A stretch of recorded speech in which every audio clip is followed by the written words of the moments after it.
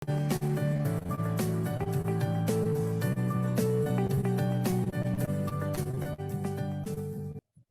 everyone, welcome to Beauty Space pre-event webinar. Our topic today is Southeast Asia Beauty Insights, Challenges and Opportunities, organized by Informa Markets. My name is Diana, the host for this webinar. Today we are very honored to invite few prominent speakers to share about Southeast Asia Beauty Insights, and they will address the key challenges and opportunities on how beauty industry can continue to conduct business practices in these challenging times. Just a little housekeeping before we get started. All microphone and video of attendees have been muted. If you have any questions to ask our speakers, you may list them down at the Q&A box. If there is any internet disruption during the webinar, please be patient and try to sign in again. Today's program, first, we will start off with a welcome remarks by Ms. Claudia Bonfiglioli from Informa Markets Beauty Global, followed by the sharing session from our first speaker, Ms. Sirinar Puppachat, the Research Analyst, Beauty and Personal Care of Mintel, Thailand. Second speaker, Mr. Efendi, the Chairman of Indonesia Association of Health and Beauty Entrepreneurs, 𝗞𝗲𝘆. Third speaker, Ms. Jacqueline Olim, the Vice President, Special Projects Chamber of Cosmetic Industry of the Philippines, CCIP. Last but not least, Mr. Alvin, the National President of Malaysia Cosmetology Chamber of Commerce, PAMM. Towards the end of this webinar, we will have a Q&A session and closing remarks by Ms. Claudia. Let's take a short dive of Beauty Space video montage.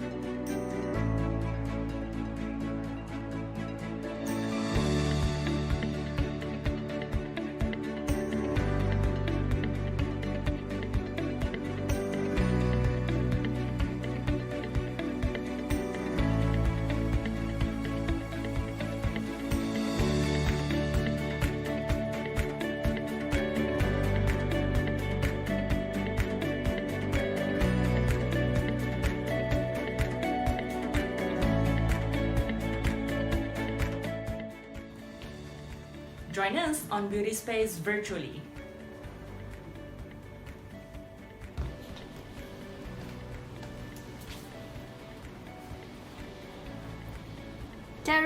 Beauty Space 线上展会. Bergabunglah dengan kami di acara Beauty Space 2021 secara virtual. Tham gia với chúng tôi triển lãm thực tế ảo Beauty Space.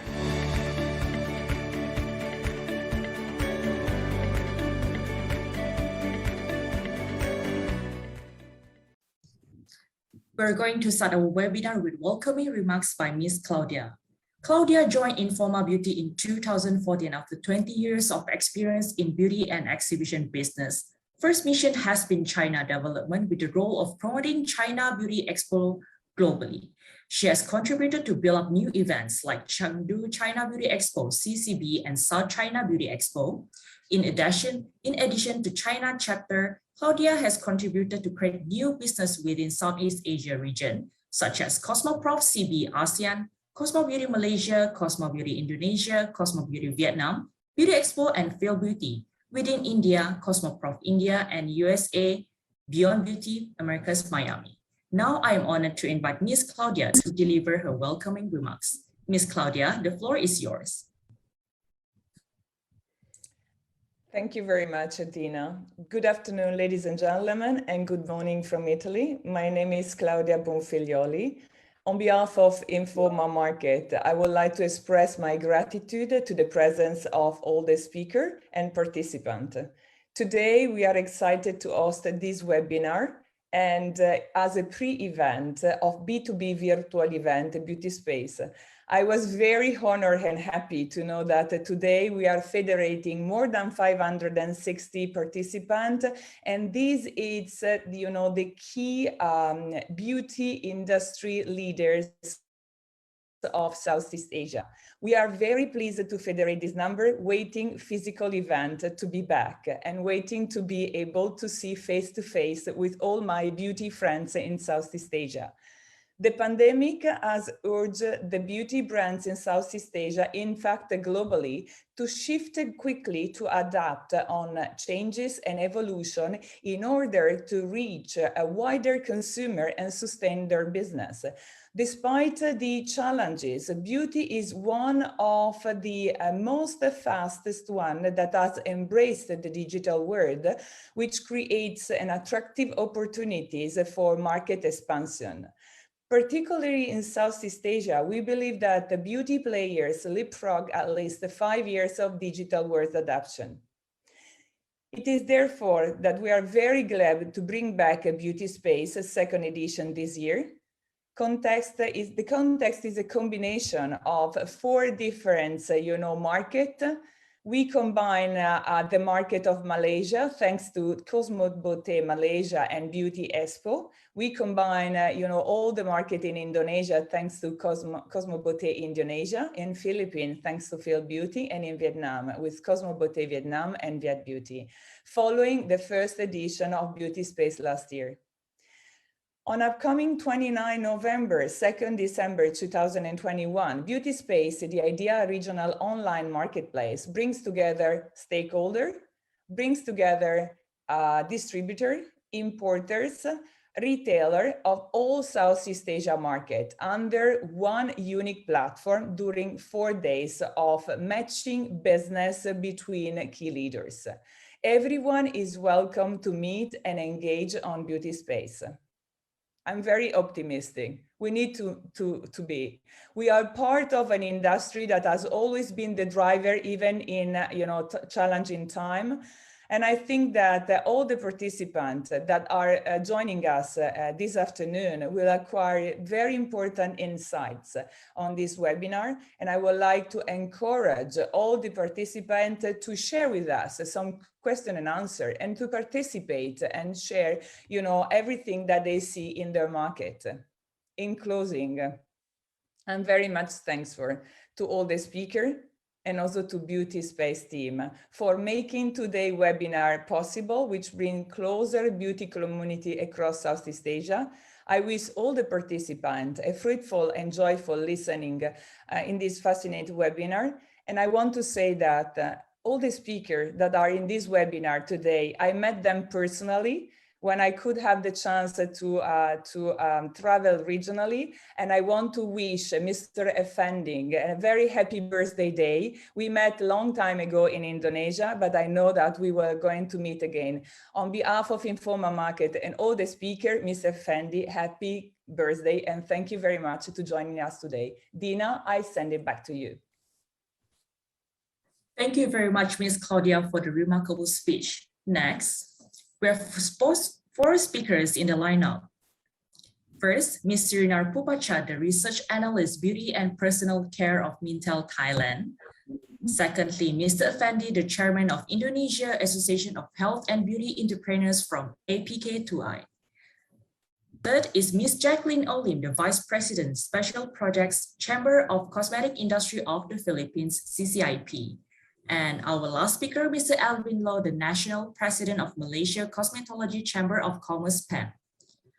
I would like to invite Ms. Sirinar Puppachat, our first speaker of Mintel, Thailand. Brief background about Ms. Sirinar. Based in Bangkok, Miss Eve joined Mintel in 2019 with over 2 years of work experience in the FMCG industry, focusing on qualitative market research. In her current role as a research analyst at Mintel, Thailand, she is responsible for analyzing and providing insight on the latest trend and innovation in Thailand beauty and personal market. Mintel is the expert in what consumers want and why. As a world-leading market intelligence agency, Mintel analysis of consumer market, product innovation, and competitive landscape provides a unique perspective on global and local economies. Ms. Sirinar, the floor is yours. Hello everyone, my name is Sirinar Puppachat and I am a beauty and personal care analyst at Mintel based in Bangkok. And today I will be discussing about Southeast Asia beauty and personal care trends. So for today's agenda, I will be going over these 3 topics of discussion. So the first one is about looking at some of the emerging opportunities in the spaces of online retail, especially in social commerce. And second, I will be taking you over the changing dynamics in men's grooming. And lastly, we will be identifying some of the emerging opportunities in derma skincare. On the first topic of e-commerce, as we know that it is definitely an emerging spaces in beauty for all over Southeast Asia. And one of the key message that I would like to emphasize for this topic is about how we can leverage social commerce learning and apply that to enhance the growth in online retail. So based on this chart, we can see that Vietnam, Indonesia, and Thailand are some of the growing Southeast Asia beauty markets, especially on categories like sun care and fragrance. And now we can see that online shopping platforms are really becoming part of consumers' everyday life. They browse it as a part of their social media feed. So it's not that the consumers are going on these online shopping platforms when they need to buy something, but it's just about going in and browsing to see what deal is there or what product is there for them to become interested in. And looking at the different e-commerce platforms that are emerging in Southeast Asia, and these are mostly focusing on online online marketplaces. Shopee is definitely #1 across all of Southeast Asia, followed by Lazada and some of the local players like Tokopedia. And by 2025, e-commerce is definitely going to be one of the leading channels for retail, because it is estimated the value of e-commerce will reach 240 billion by 2025. We can see that about 20% of the consumers see themselves as going to offline store less in the future, even after the pandemic. And now that consumers have to become more familiar or familiarize themselves with online platforms, they still find that the experience of online shopping still is not no match to the offline shopping experience. However, we are seeing some of the technology that has been integrated into online shopping that are starting to be able to fill in these gaps. Like, for example, consumers are starting to enjoy live stream activities, as well as becoming more interested in trying things like virtual try-on technology that can provide them with product experience without having to have that physical contact with the product. Now, what is unique about social commerce is that it is able to offer that human touch or human connection with the consumers. So consumers really do associated interactive activities with social commerce, because these platforms, they provide features such as instant messaging as well as live stream, where consumers can directly interact with the seller. They can ask questions, ask for photos, or just looking at how the product is being presented and how it is being used. And what we have seen is that online marketplaces have started to incorporate elements like entertainment and gamification into their online shopping journey. So you might be familiar with coupons collection on Shopee and Lazada, where you can collect the discount or free shipping coupons on their special sales event. And that is something that Thai consumers have been really enjoying. Another interaction or another interactive activities that consumers are enjoying is definitely the live stream. So we are seeing that over 20% of Vietnamese consumer had been tuning into live streaming content regularly as part of their entertainment or everyday entertainment without, you know, the functional need to specifically buy anything. And lastly, Filipino consumer are relying on, you know, online videos such as beauty tutorials to enhance their beauty skills, and not only the skills and techniques provided, these beauty videos can serve as a form of entertainment as well. And of course, when we look at Southeast Asia online retail, we cannot forget about live stream. So live stream is really something that are very popular in Asia, and now it is something that Southeast Asian consumers are consuming as part of their daily entertainment and part of their kind of everyday daily life activity almost. And now we can see that social commerce is an emerging spaces for beauty. And now we can look at how beauty players, beauty businesses can, you know, capitalize on these emerging trends. For example, this Pond's collection, the Unicorn Glow, is a skincare collection that is collaborated with one of the top beauty influencer in Thailand, Ashita. And, you know, instead of using the typical celebrity or actress, the brand features this beauty blogger as one of the spokesperson for this range, and it was able to directly speak to her audience who are, you know, younger teens on social media. And now moving on to the second topic of how masculinity have changed in Southeast Asia. So overall, we can see that from men, it is the personal care categories such as fragrance, deodorant that are kind of taking the lead over facial care, where, you know, things like face and neck care or facial cleanser are kind of falling behind a little bit over the years, due to the changing of different cultural influence or things like entertainment or, you know, lifestyle that have shaped the idea of masculinity. We can see that in Southeast Asia, the men are shifting more towards the right, which are more, you know, metrosexual masculinity or soft masculinity, which incorporates more of a feminine element, such as being hairless or, you know, having a brighter and lighter skin compared to the older idea of hyper masculinity, where people are growing, you know, beards and going for more of that macho look. So the trend now is leaning more towards having that more feminine elements. So one of the key opportunities for men is definitely color cosmetics, because we can see that the launches are definitely picking up over the years. And that is especially due to, you know, the stronger influence of K-beauty, where it is starting to like play out in Southeast Asia spaces. So this brand, Lips Boy, is a Japanese brand who use the philosophy of style your face and skin as you would style your hair. Because for male, where they tend to not pay as much attention to their skin, they are focusing a lot of these grooming routine around their hair and hair styling and hair grooming. And this brand used that idea to leverage and to guide consumers into seeing the importance of taking care of their facial skin by using the hair care appeal.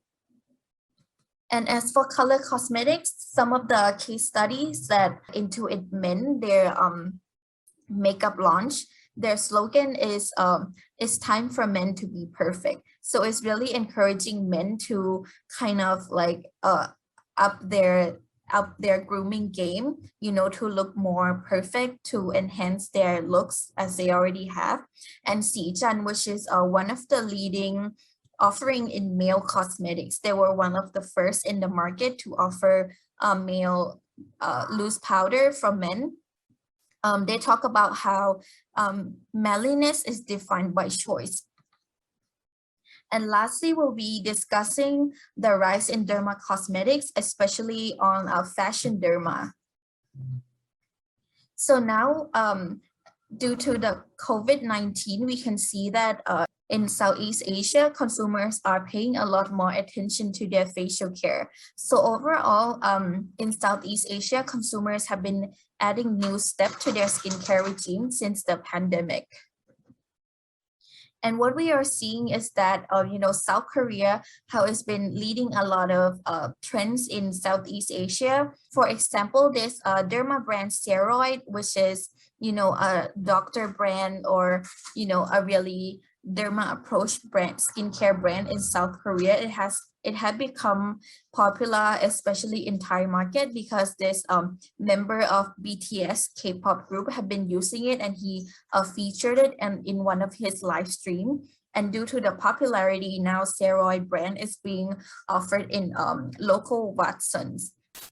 And what is unique about Koreans' offering of derma cosmetic is that, they really offered a youthful approach to these products, which we can look at it as fashion derma. So fashion derma is a more useful approach to derma cosmetics, which features kind of colorful and youthful packaging design, as well as claims that are targeting more of a younger skin concerns, where if we look at brands like Eucerin or La Roche-Posay or Vichy, we definitely see a different approach in how they target the consumers. And we are really seeing that the younger consumers are the new target for derma cosmetics. So we are seeing that all over Southeast Asia, the younger consumers are showing stronger willingness to pay for premium skincare that are developed by scientists or has scientific research backups. And one of the, key leading attributes to derma cosmetic is the efficacy as well as the gentleness of these products. So derma cosmetics are seen as products that are, able to effectively solve skin issues, especially where these young consumers are experiencing a lot of acne as well as sensitive skin. But while solving these skin issues, these products are also gentle on their skin, which are not causing any more harm. And now what we have seen is that fashion derma have been, reaching the younger audience through lifestyle touch points. So for example, is again another BTS example is how the facial skincare brand Mediheal had done a collaboration with K-pop brand BTS to offer that face mask featuring tea tree ingredient to target sensitive skin and acne breakouts.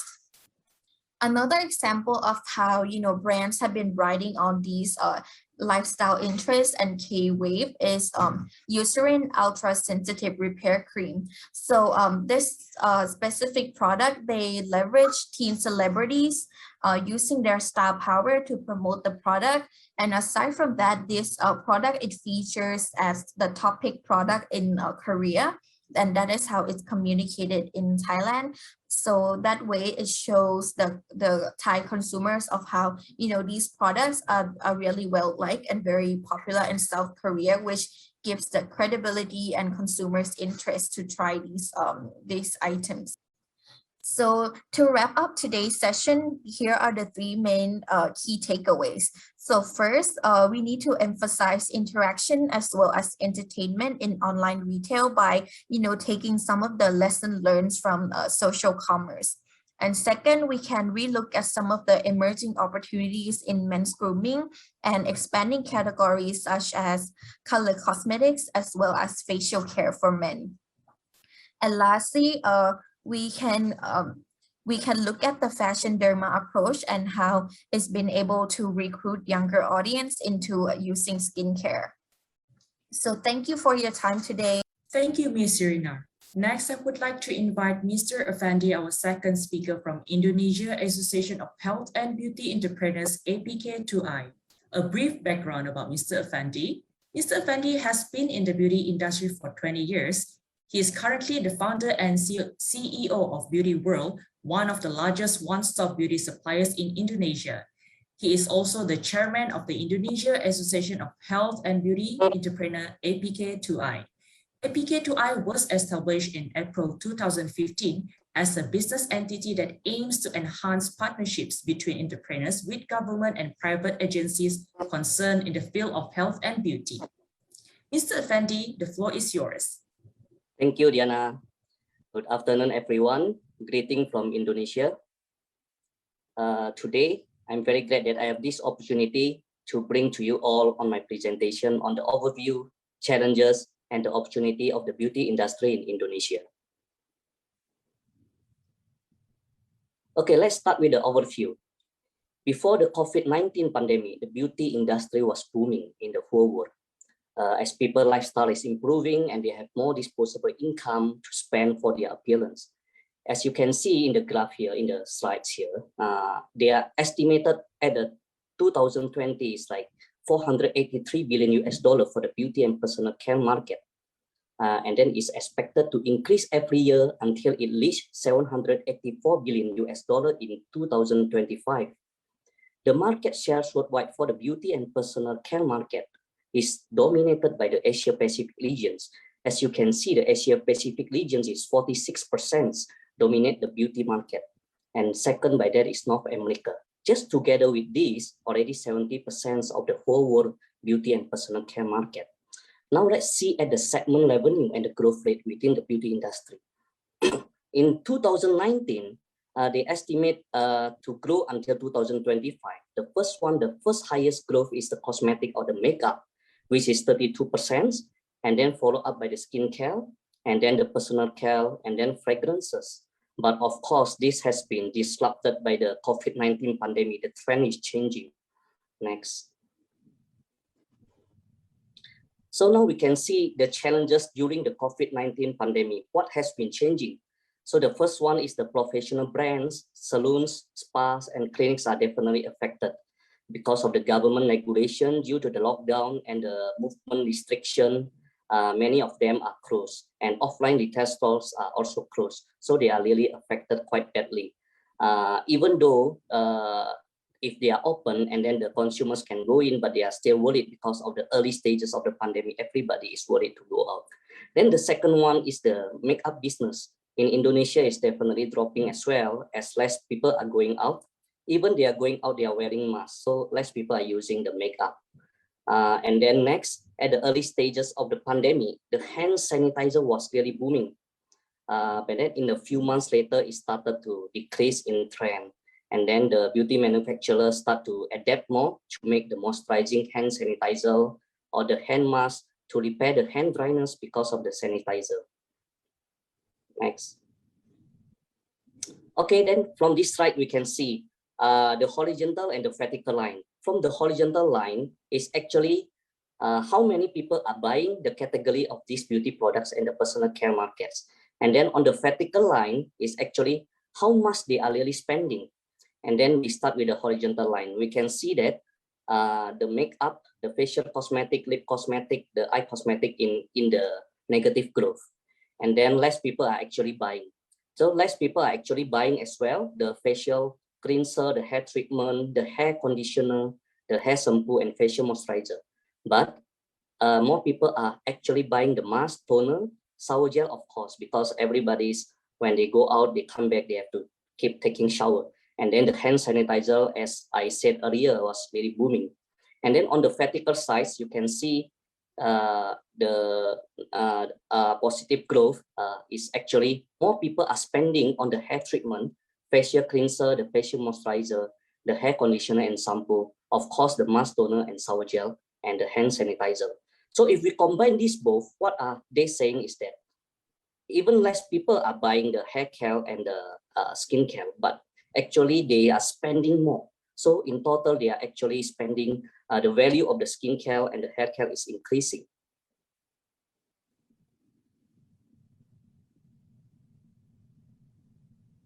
Then we can see the trend. So what is the solution during the pandemic? I think the key to all of this is the e-commerce. The e-commerce beauty business is really booming and is always expected to rise. The first is the social marketplace have so strong.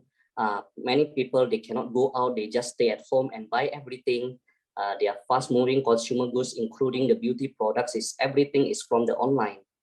And then retail space is definitely still important because of the brand awareness, but many tons of opportunity for the new brands with distinct messages, with good quality, natural, and of course with a purpose.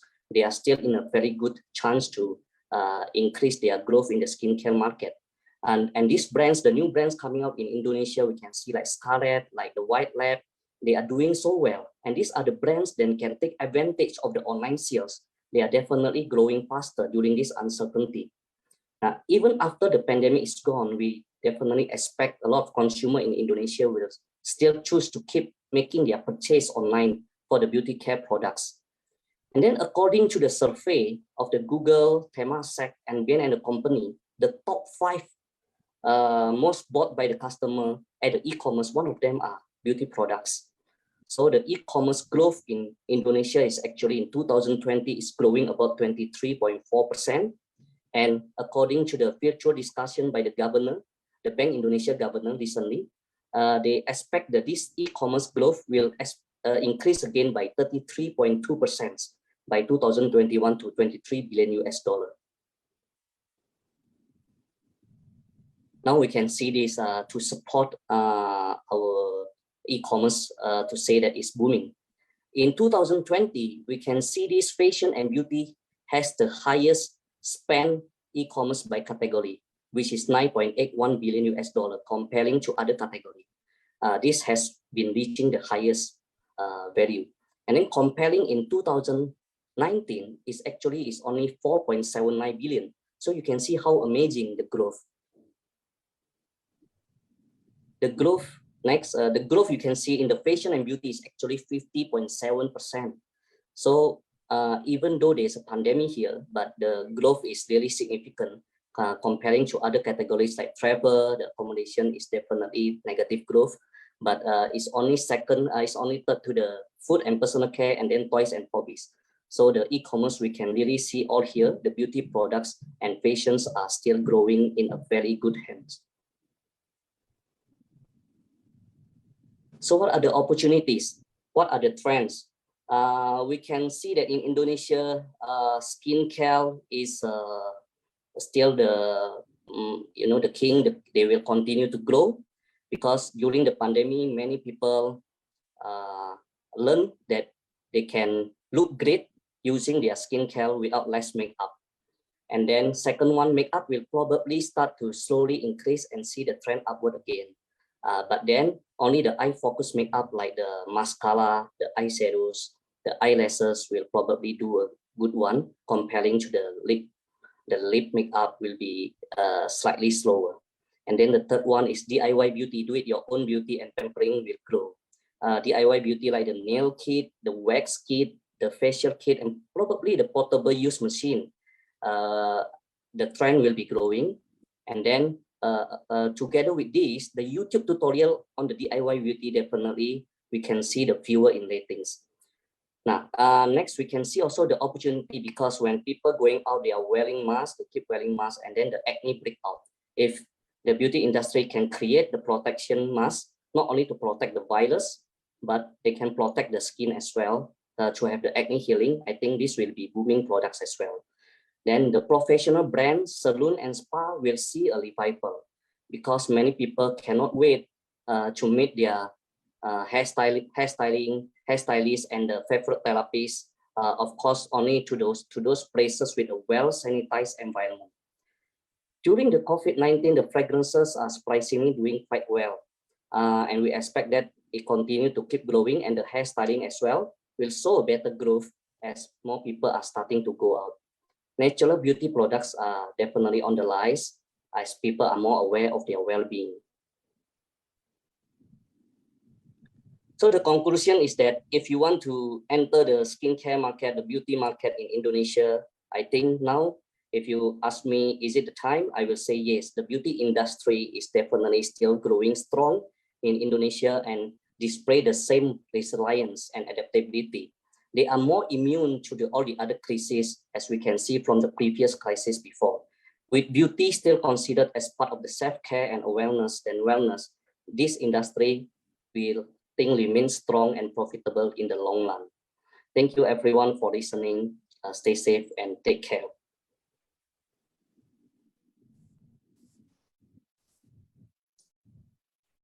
Thank you, Mr. Efendi. Next, I would like to invite Ms. Jacqueline Olim, our third speaker from Chamber of Cosmetic Industry of the Philippines, CCIP.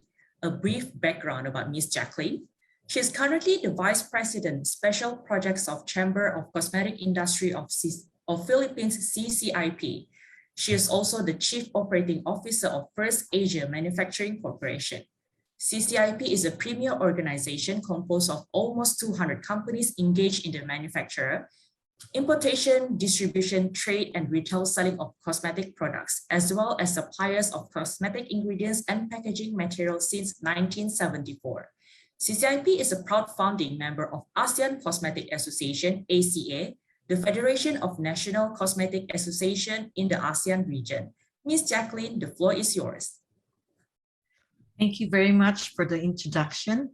Just to add to it, CCIP is composed of several members which are involved in the supply of raw materials and packaging materials, manufacturers, toll manufacturers, logistics, retail and distribution, and other allied services.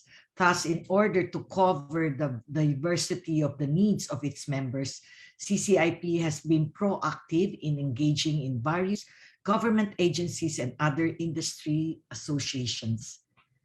Now, let me share to you the 2021 forecast on the Philippine market by the 𝗞𝗲𝘆 Philippines.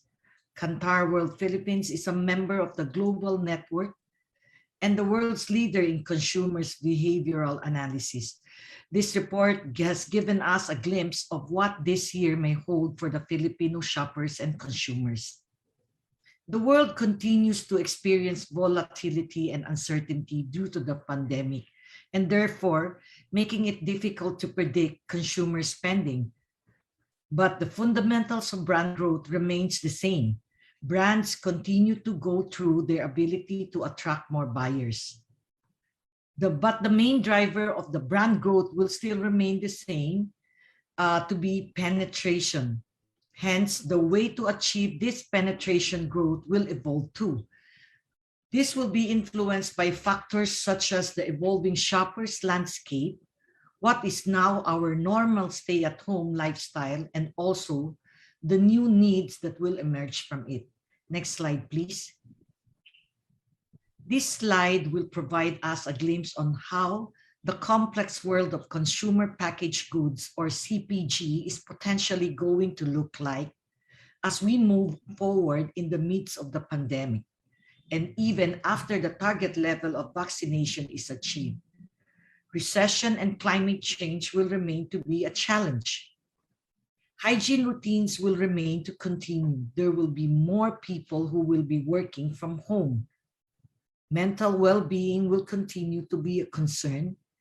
Aside from the good and nutritious diets, demands for natural and healthy foods, demands for cosmetic and personal care products will also be present, as some people will try to maintain their self-worth by looking good. Next slide, please. With stabilized movement for all sectors, especially for packaged groceries, in-home of fast-moving consumer goods, FMCG, will grow in 3% in 2021. From the chart shown, personal care has a negative 14.1% in 2020, and the gain was seen in 2021 at 2.9%. Next slide, please. Here are the 10 trends that has shaped or somehow impact the consumer's behavior. First, the baby boom impact, anticipating around 2 million babies will be born this year. And because of this, approximately 22 billion pesos opportunity for baby products categories. But remember, affordability will be the key. Second, cautious spending. Consumers will be more cautious in their spending. Based on the survey, 79% express worry about their financial status. Third, e-commerce expansion. There are 772,000 additional online buyers in 2020. There is no doubt that the pandemic has accelerated the growth of e-commerce, and this is set to continue. Fourth, leveraging omni-channels. We have to continuously adapt to consumers' channel repertoire depending on their needs. It is very important for brands to be present across as many channels as they can. Fifth, enjoying the convenience and proximity of local retailers. Also related to e-commerce and omni-channel is the convenience and proximity. This simply means that 9 out of 10 Filipinos will prefer to shop in nearby stores. Next slide, please. Antibacterial products have been highly relevant to consumer brands and now are combining the power of antibac with other benefits. More and more brands leverage the virus-killing benefits, some even going a step further by combining this essential function with additional benefits. Seventh, bringing the outside in. With our new stay-at-home lifestyle, many new moments have emerged. Working from home, online schooling, home fitness, social interaction, etc. With the evolving degrees of mobility and potential progressive immunization of the population, it will be important to keep the pulse of in versus out lifestyles as consumers will again adapt very quickly. 8, the joy of pampering again. A slow return of the Filipinos' beauty routines will be seen in 2021. 9th, regionalization of behaviors. There has always been nuances in shopping behavior by region driven by local habits and preferences. Local trade landscape and in some categories, the power of regional brands. With the pandemic evolving at a different pace in each region, the degree of mobility will vary too. More than ever, keeping the pulse on regional behavior will be the key. And 10, sustainability. But the pandemic has raised awareness of the impact of our environment on our lives and the need to care for it. As a result, developing a sustainability strategy that will bring consumers along with the company and brands that has become paramount but remains a huge challenge. With this understanding, consumer behaviors and expectation on that front is essential. 75% of the consumers will seek brands that offer ways to offset their products on the environmental impact. And lastly, next page, please. With the changing market environment, consumer behaviors and expectation, the Chamber of Cosmetic Industry of the Philippines has transitioned and will continue to evolve and track a totally new path to consistently align with its vision and mission. Thank you for listening. Next slide, and mabuhay.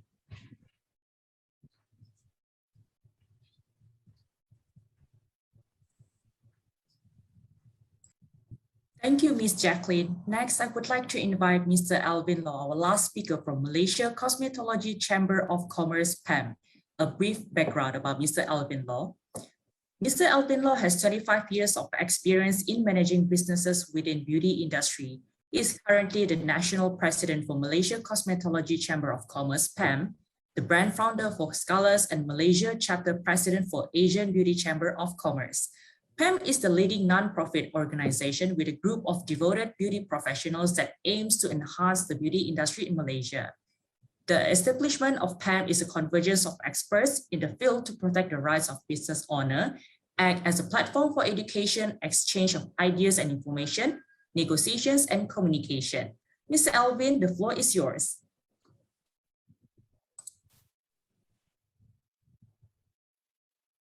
Thank you, Jacqueline. Thank you, Dana.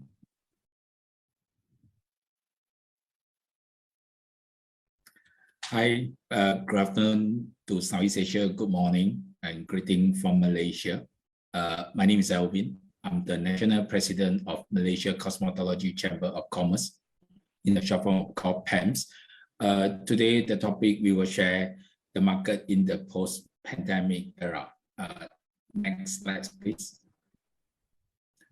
We are facing an unprecedented economic challenges. How should we resize the opportunity? And I think this is the topic to a lot of entrepreneurs who are facing the same challenges.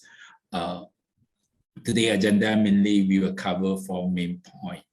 First, of course, we will touch the Malaysia National Recovery Plan.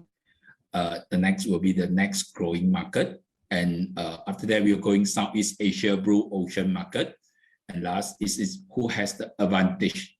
I think this is very important during this pandemic. Everybody was less confident and everybody was keep on looking for, market is collecting.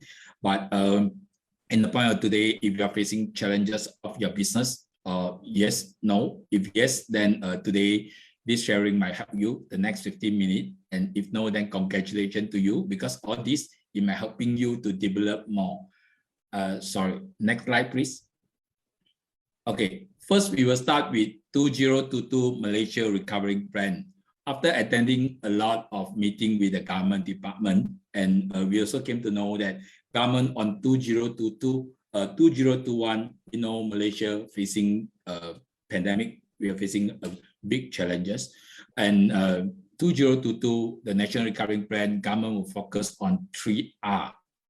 3R, of course, government will focus on recovering, protect, and drive recovering of life and livelihood post-crisis.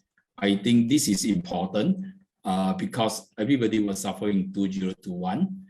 And for recovering, and government will drive recovering economy sector, especially in the sector of tourists, retailing and service sector.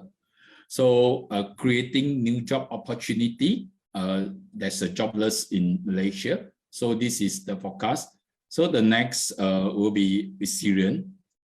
Review the resilience of the national public health system. This is also one of the key areas which is government focus on, and enhance and technology infrastructure, especially in the education, prospective and business sector. We know everything we're rebuilding, education have to come first, okay? And reform.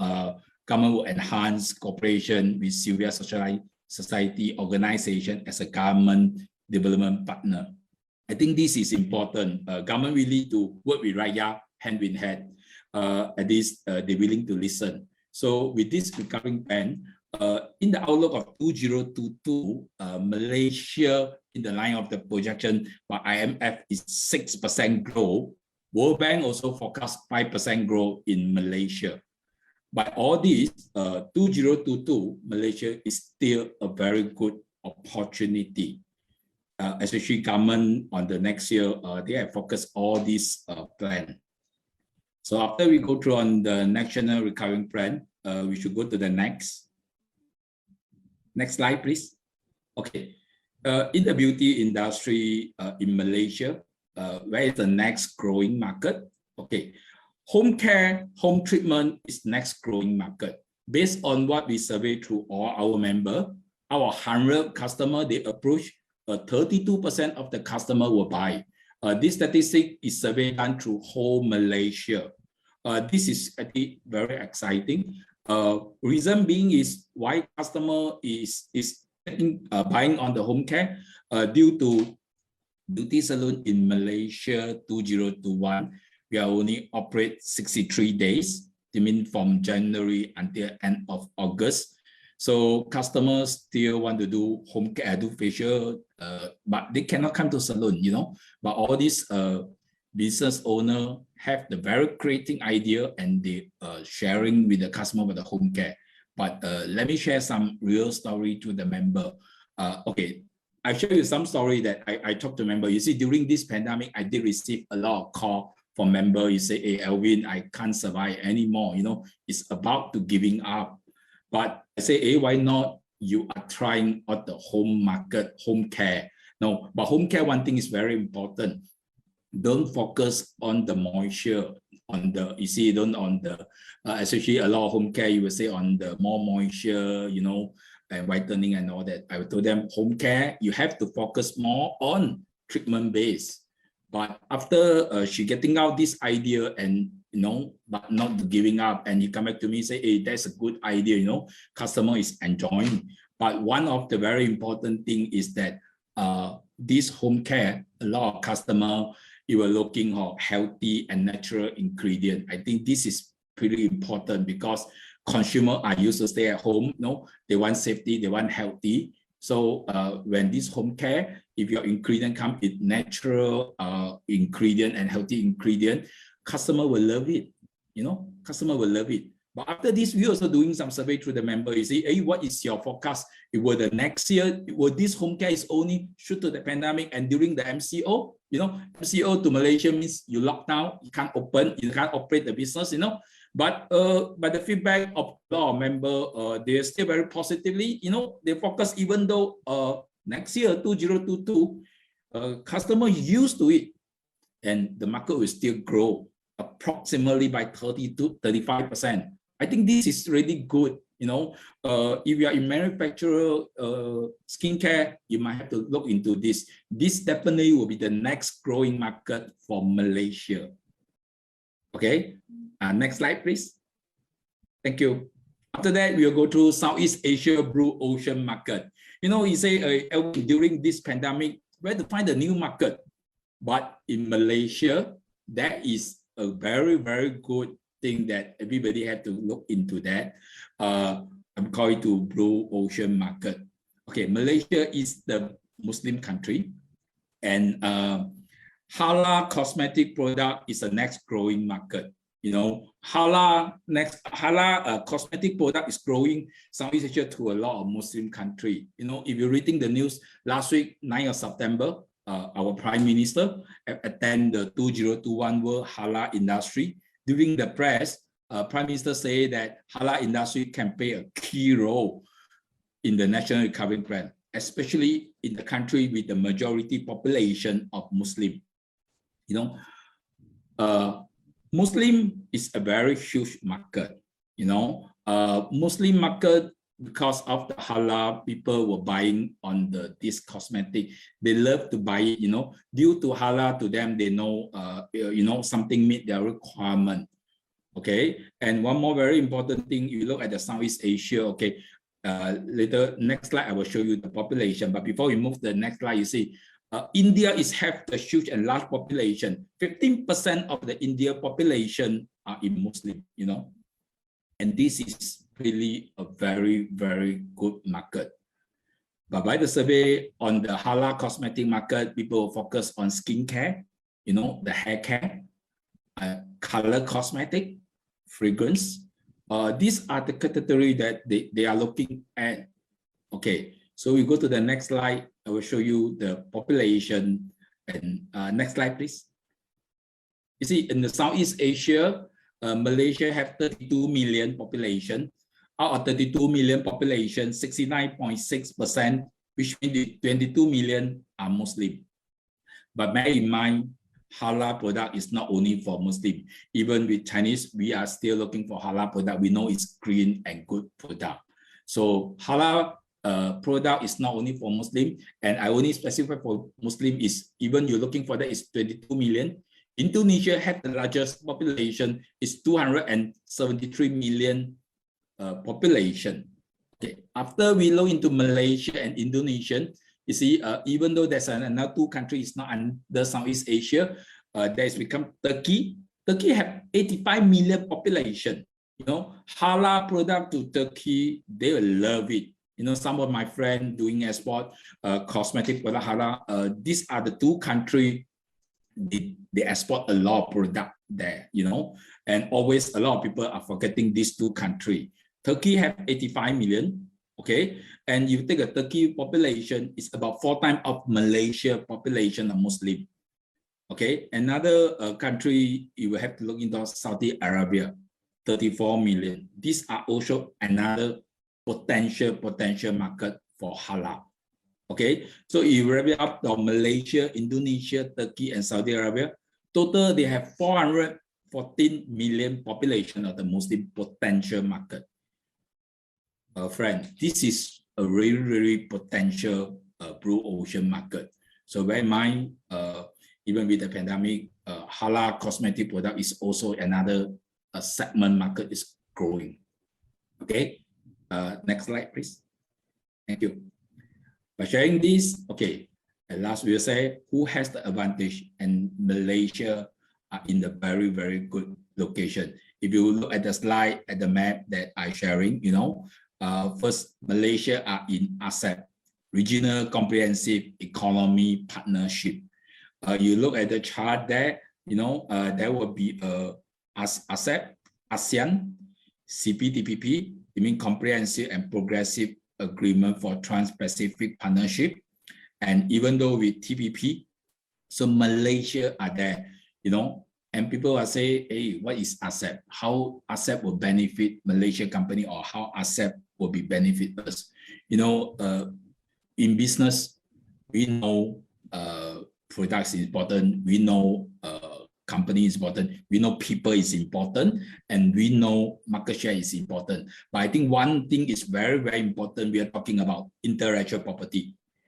Intellectual property is very important. With the RCEP concept, you know, a majority recognized international standard, technically regularly trade, you know, they will provide clarity in protect of intellectual. As when you are in the RCEP, they are protected intellectual property right.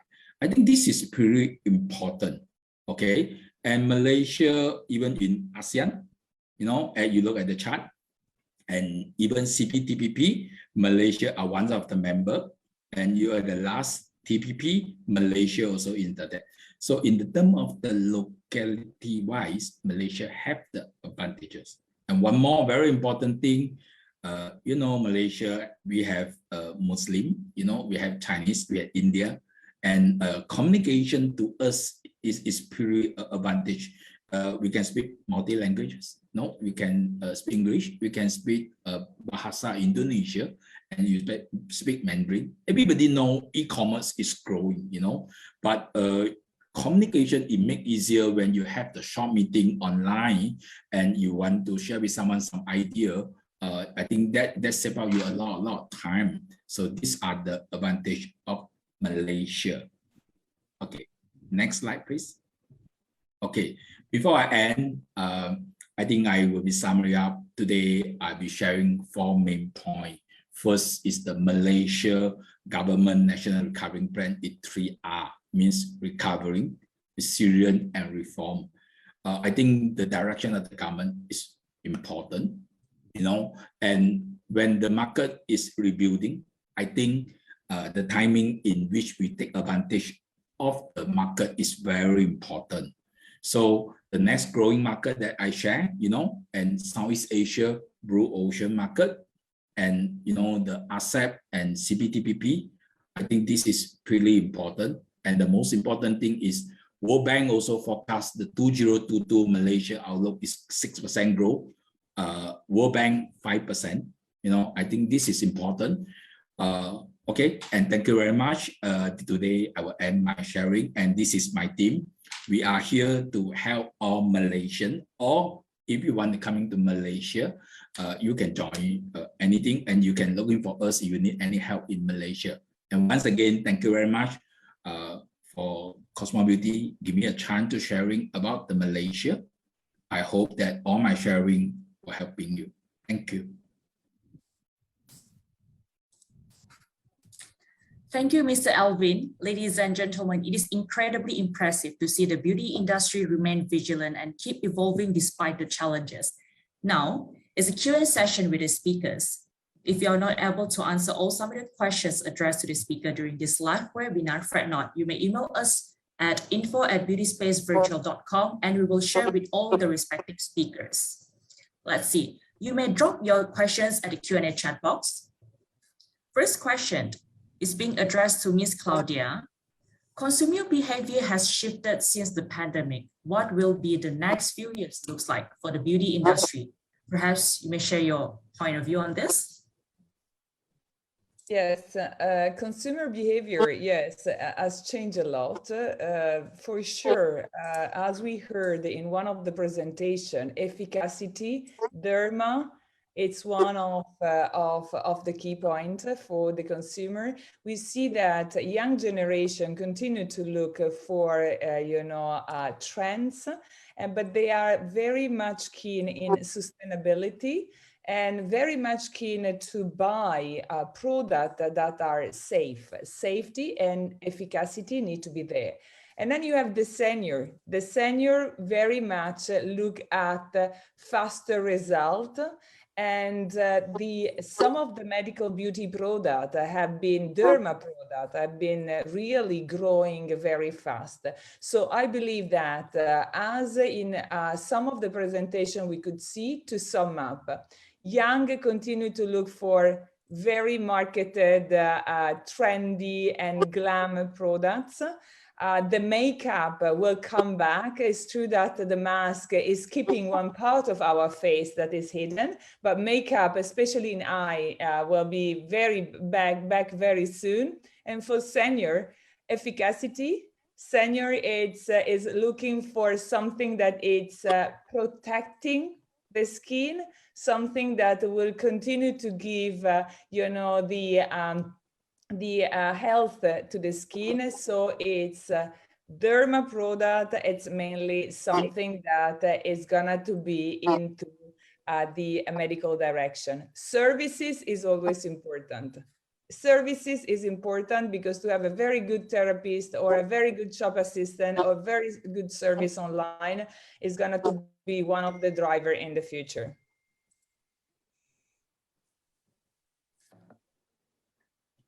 All right, Claudia, that's true. All right, so for the next question being addressed to Mr. Efendi, saying that skincare is growing. If you want to find new brands, would it better to be imported or local product?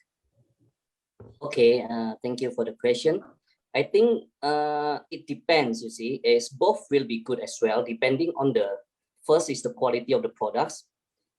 Secondly, of course, if it's halal, like just now, it will be adding value to the Indonesian market because people will buy the halal products more than non-halal.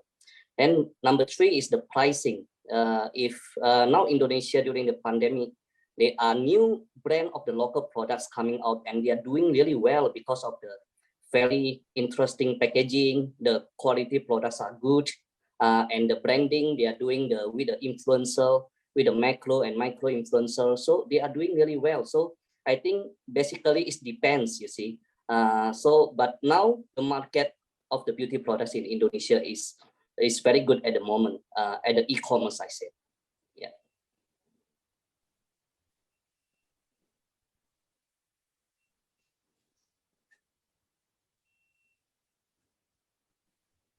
Sorry, cannot hear you. Cannot hear you, Diana? Yeah, okay. Sorry. All right, that's right, Pak Efendi. As e-commerce right now is booming, not only in all the market, but also perhaps in the beauty industry. All right, so next we have a question to Mr. Alvin. As we know, the cosmetic industry is an innovative and ever-evolving industry. So perhaps would you like to share your point of view on the need of education program related to cosmetic science special program to be offered by the university? Will the graduate specifically train in the cosmetic science program that will benefit the industry? Okay, I think when you say about cosmetic market, people are more educated. You know, if you are, I will highly say that if your university will be trained on the cosmetic knowledge and all that, I think they would be good to benefit to all the beauty industry. You know, the level and the perception of the beauty industry is growing up. You know, and even though the knowledge and medical is coming in on the beauty industry, you know, I think this is needed and this is good.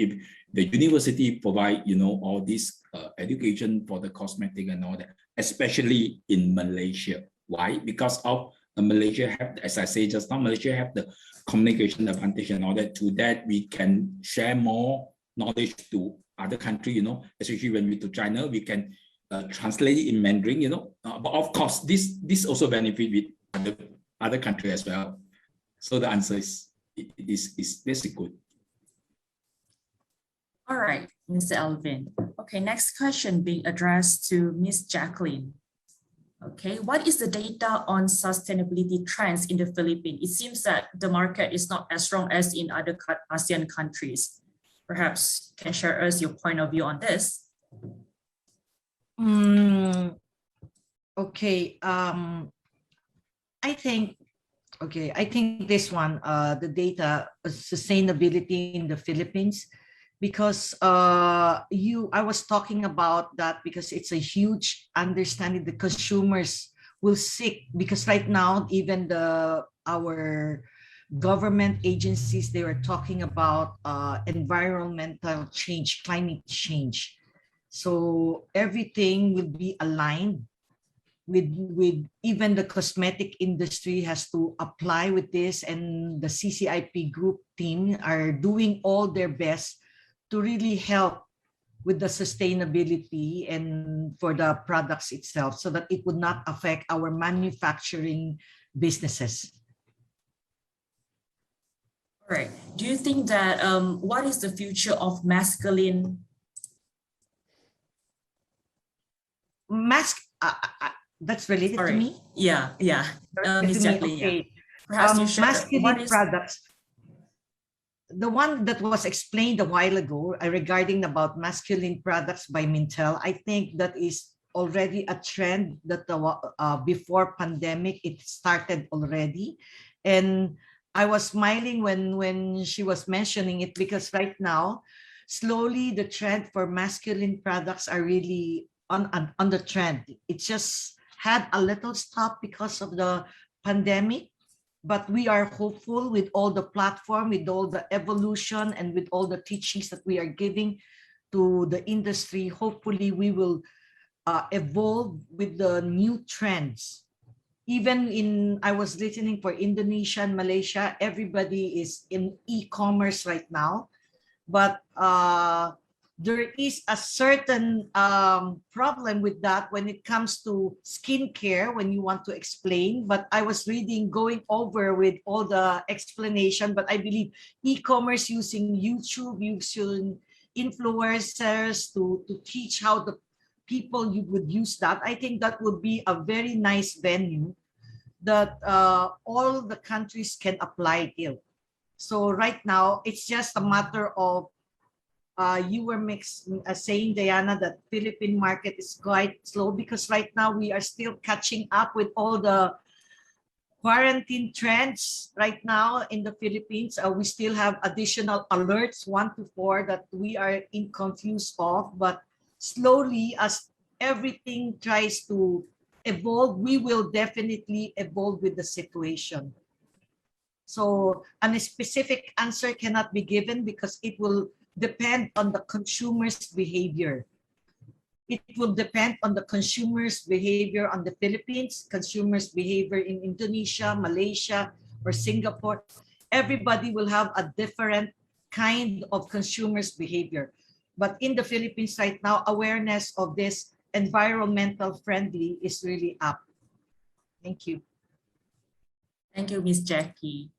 Okay, Mr. Alvin. Is halal compliance same with Malaysia, Indonesia, and other countries? Is there any specification?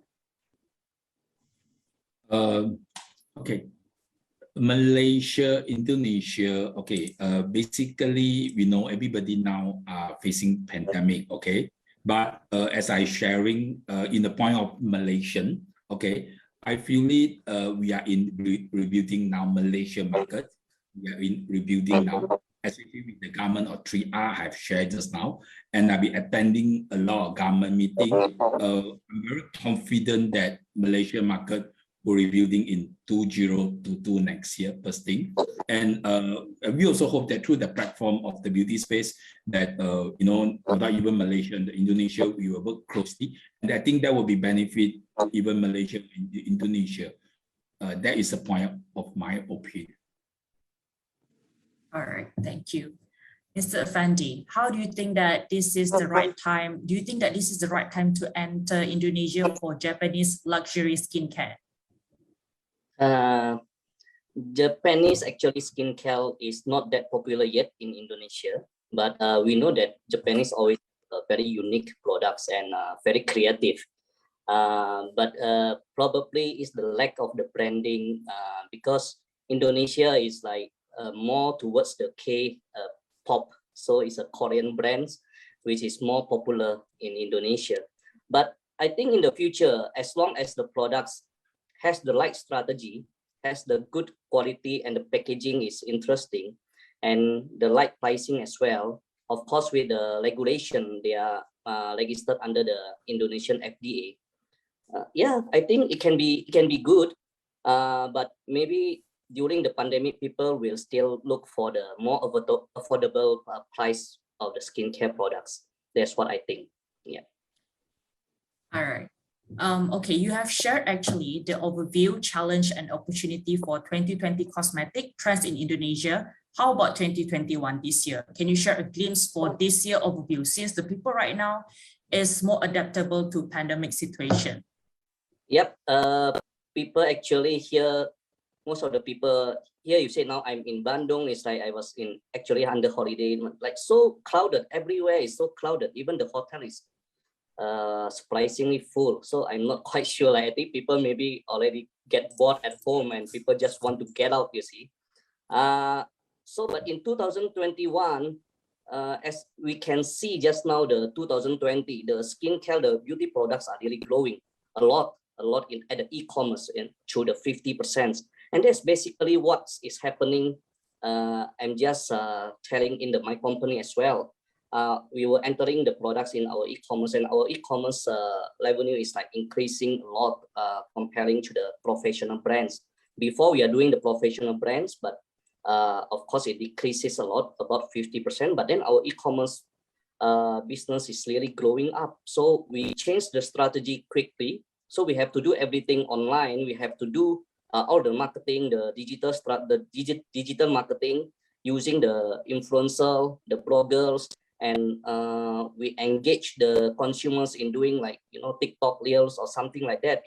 So this is happening, and we can definitely see the skincare for sure. Cosmetic is a little bit slower, but skincare, body care, the hair care is growing quite good in Indonesia.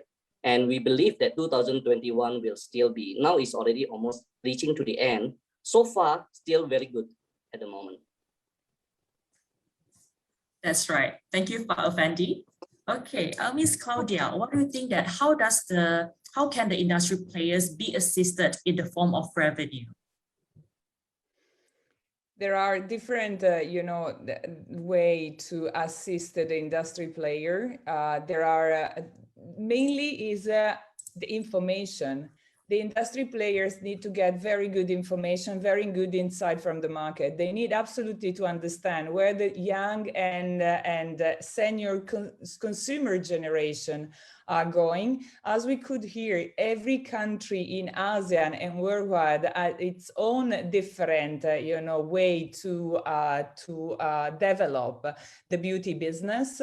Then I think that digital, it's something absolutely we need to grow.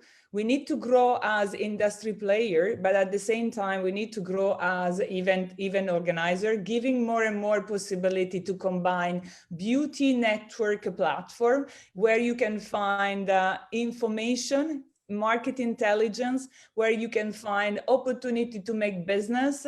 And at the same time, you can just network with the people that really are looking for information from a certain region, China to China, Malaysia to Malaysia. We just heard halal, Indonesia to Indonesia, or even sectors. Because we know that in the beauty industry, we have a supply chain, we have a retail market, and then a salon market. So each of the player of the industry need to go and look for their specific section knowledge. So we really are looking forward to have a beauty network platform in the future where we can put together intelligence inside, business opportunities, and at the same time, people belonging to the same segment, discussing together to solve main key problems, challenges, and opportunities. Thank you, Claudia. Okay, relate to that question, Mr. Alvin.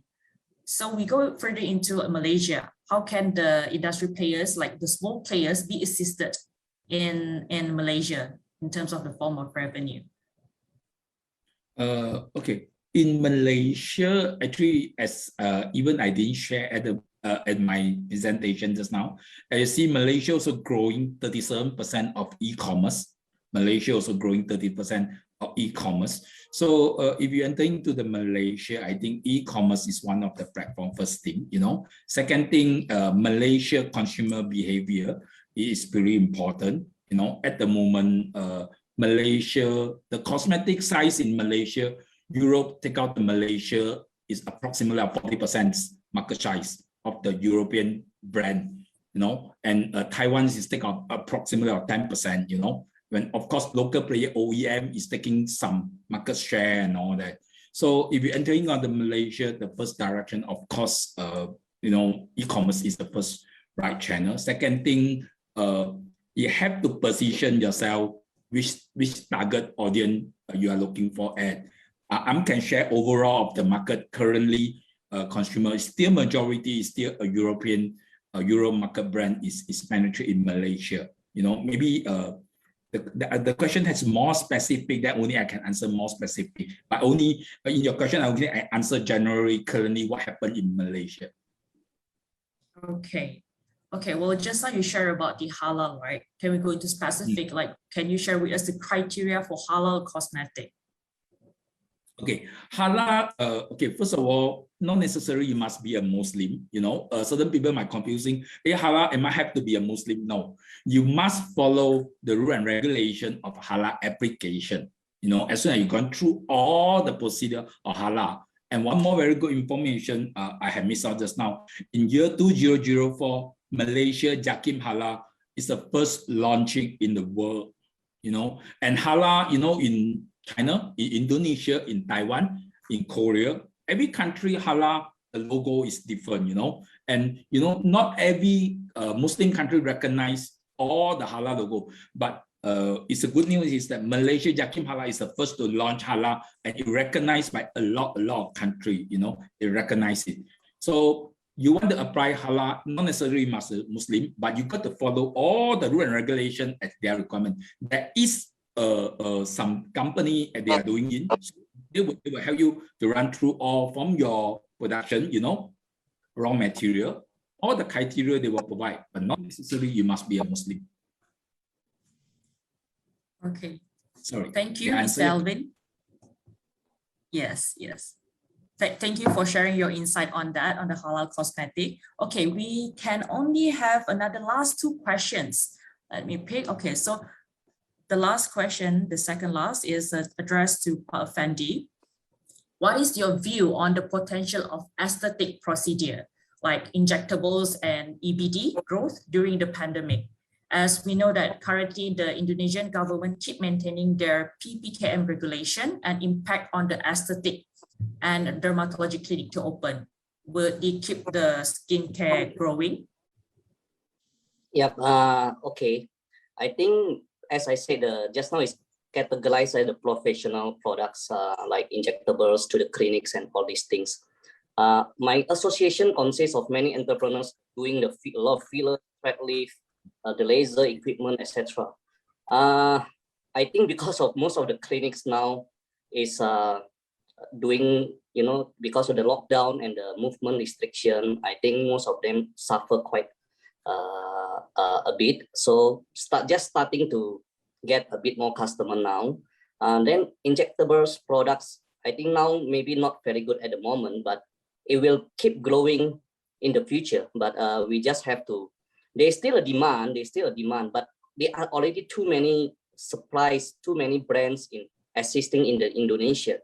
So probably you have to have a very good quality, and then the promotion as well, like how you promote it against, if you can do a very good digital marketing as well, as I said, through the clinics, because now clinics also endorsing a lot of influencer, actresses, etc., just to attract customer to come.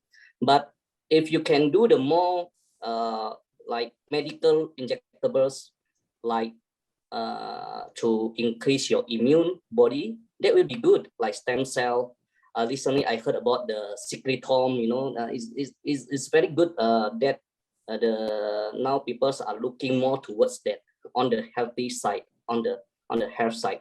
Then the second one is about the regulation. Of course, the regulations, it depends on the products. If the products is only without the syringe, like just the products itself, it must register under the Indonesian FDA.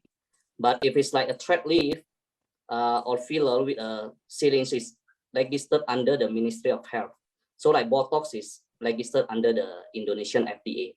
So the Indonesian FDA will be slightly more technical, and you have to register to give more documents requirements, because it's injectables and they are more strict towards it. But overall, I think there's still a good market, just as long as how we see it in the future. Is it the right time? Probably now, I can say personally, maybe no, now not the right time for that. But perhaps in the future, there will still be a market, a big market for that. Thank you, Mr. Efendi. That is very informative. Okay, Miss Jackie, right now, okay, how about, can you share with us the trend that most people that right now they are buying on a website? Is this promising buy via marketplace? Since we talk about the e-commerce just now. Yes, I believe right now the e-commerce is really growing so much. A while ago, one of the speaker mentioned it. I think most of the speaker mentioned about e-commerce, and e-commerce right now is becoming a trend in the Philippine market, wherein everything is bought through e-commerce, through online. So I think a part of the things that the brands, developers or brand owners should be doing is to adjust its brand to the kind of online or the kind of market by regions, or by, they have to adjust it and evolve their brands according to the needs of the market. And I'd like to add, because I'm answering right now to somebody online, if I may say, because right now they said, how come the Philippine market is quite low with all the figures and percentage that were presented. I would like to mention that right now, the focus of the Philippine market right now is practically on the vaccination, and maybe a number, or a big number also, is the preparation for our coming election. But with the industry, as an industry leader, the CCIP are joining our heads together. That's why we collaborate with Beauty Space and the other platforms that we can, to be able to help all the industry. And we are hoping a bigger percentage rise on our industry for the coming years. I hope I have answered something and give an insight to the question that was written there in the chat, question and answer. Thank you. Thank you, Miss Jackie. Okay, last question. This is to Miss Claudia. How do you think that the industry players can do to be more sustainability in the beauty industry? The sustainability, well, sustainability it means two things: to be sustainable, first of all, and to look for, all the elements that qualify, a product in the sustainability. So most important, the new consumer, new generation consumer are very much looking at the mission of beauty brands. They want to understand where these raw material have been taken, how the beauty company is using, new packaging material that are not having heavy impact on the environment and on the earth. They want absolutely to be sure that the beauty industry is engaging in the social community, and especially in everything that is related to health of the community and to the respect of people that are working in beauty industry and respect of the others. So that is something that is very important.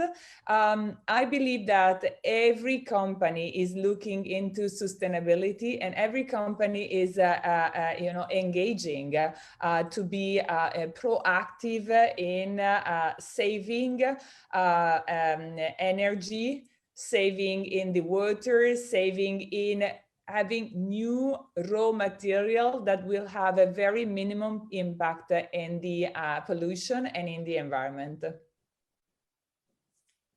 Thank you, Claudia, and thank you to all the participants for sending in your question. Okay, we have come to an end of our webinar. Before we end, let's welcome Ms. Claudia to deliver your closing speech. Ms. Claudia, over to you. I wanted to thank all of my friends in ASEAN and all the speakers and the participants. I have to say that we had a peak records on number this morning. It was 345, which is very high. I could see live while we were talking, the number increasing time by time. Informa, as you know, it's an organizer of physical events. And even for us, we had to reshape a part of our business in digital. So I would like to save the date. Please take note to our first event, which is going to be 29 November, 2nd December, which is going to be Beauty Space, putting together buyers and sellers of Southeast Asia. And then our first physical event in 2021 will be in December, Cosmetology Vietnam and Viet Beauty. And then for all the other countries, we need to go to 2022. We will have Feel Beauty in Philippines in July. And then we will have Cosmetology Malaysia and Beauty Expo in October, and Cosmetology Indonesia that is going to run in October as well. We really hope to meet again face to face. In the meantime, I wish to all my friends in the beauty industry to be safe. We know we have some of the key challenges still in different countries in Southeast Asia. Stay safe. We continue to work together, and we really hope to have to be together in one of our first beauty event next year. Informa, to conclude, Informa Beauty is running 10 beauty events in Asia. One of our biggest hub is China. We have run positively and with great success China Beauty Expo in May in 2021, and in May again we will run in 2022 China Beauty Expo, and then we have China Chengdu Beauty Expo that is going to be in October this year, and Shenzhen South China Beauty Expo in November. The other event of Informa will be brought to 2022. Cosmoprof Asia will be in November 2022, and Cosmoprof CB ASEAN in September 2022. And we heard about India. Cosmoprof India is going to run very soon. So I really wish all of you a great success, because we need to be positive in every day, whatever we are doing. And please, to you, all your team, all the participants online, be safe. And then I hope to meet you all soon.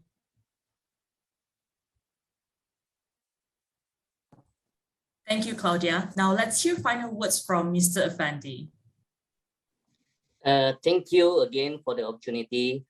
Thank you to Diana and Claudia and the Indonesian team, Bu Juanita, for inviting me as to be a key speaker, to be a speaker here as well.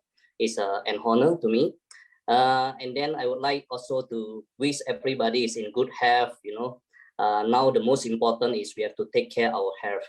And then I really miss to attend all these exhibition, the cosmetic, like Claudia said just now, in China. This year I cannot fly to China. I miss that clearly. I cannot meet my principal every year. I actually meet them sometimes in Indonesia, sometimes in their country, and then we have a very fun and all these kind of things. So I hope really at the moment now, we just hope the pandemic is gone soon, and we can back to our own activities, that we can fly again and meet a lot of the people again. So basically now I just have to say, stay safe and take care, everyone. Thank you again. All right, Mr. Efendi, everyone missed the physical exhibition, but right now we can only just see each other virtually. Yep. All right, so next up, let's invite Miss Jacqueline to share us your final word. Okay, I believe we are all facing the different challenges together, and brought by this pandemic, of course.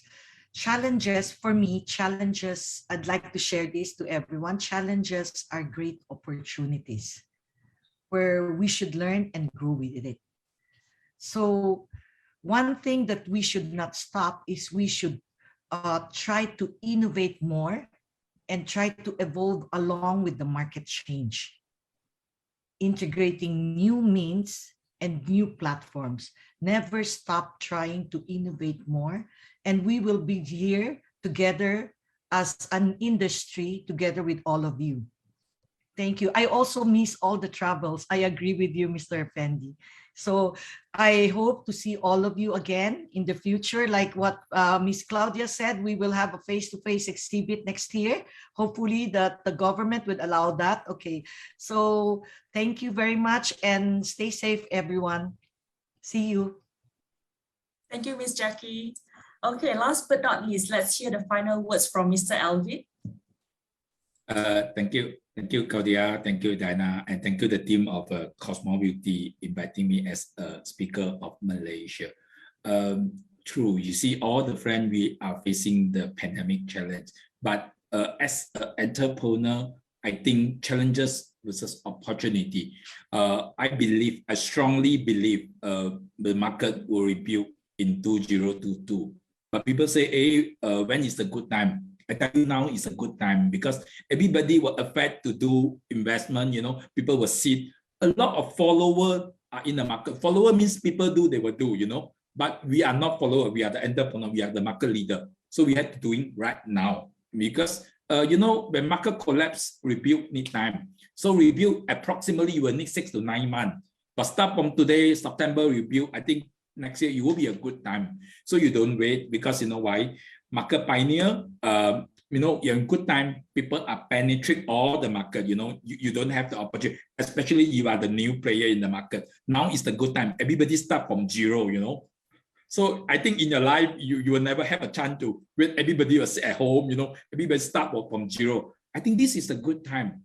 You got to trust and believe yourself. When it's the right time, now is the right time. A lot of people, I can share with you, a lot of people, not only my friend in China and other countries, in Malaysia, still a lot of people doing very well. Trust me, still are doing very well. You have to believe, okay, people will say, hey, Alvin, market was dropped 70%. Okay, that's good. We go look at the balance of the 30%, where the 30% are, Market never drop until zero, even drop 90%. That's good, it still got 10%, in 10%, you are the only one to focus on. I think that is more than enough. Okay, so that's my last word. And everybody stay healthy and trust yourself. This is a good time. Okay, and once again, thank you. I hope today my sharing will benefit you. Okay, thank you. Thank you, Mr. Alvin. Thank you to all of our speakers for the insightful sharing on the Southeast Asia in Beauty Insights. And thank you everyone for joining in the webinar. We are hugely grateful for your participation during this webinar. We hope you enjoyed the sharing session. A recording of today's webinar will be available and sent to all participants. Feel free to share this out who will be benefit from today's webinar. We look forward to see you virtually on Beauty Space this coming November. Stay safe. Bye-bye.